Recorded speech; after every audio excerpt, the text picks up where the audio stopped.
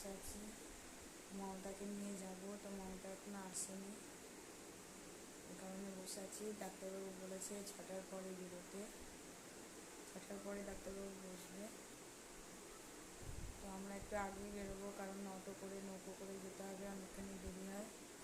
এখনও মমতা আসেনি, মমতা আসুক আমরা বেরোবো। তো দেখো আমরা রেডি হয়ে গেছি, আসছে মনে হয় মমতা, দেখি কাগজপত্রগুলো সব ঠিক করে নিই।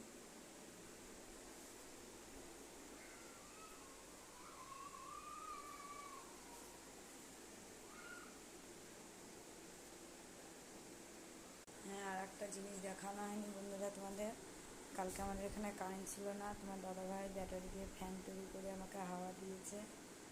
দেখো তোমরা, ব্যাটারি দিয়ে ফ্যান তৈরি করেছে, ভালোই হাওয়া হচ্ছিল।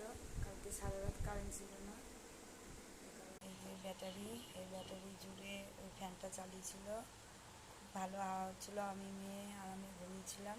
মমতাকে ফোন করি, এখন আসছে না কেন। এরপরে দেরি করলে তখন আসতে অসুবিধা হবে, তখন আর কিছু পাবো না।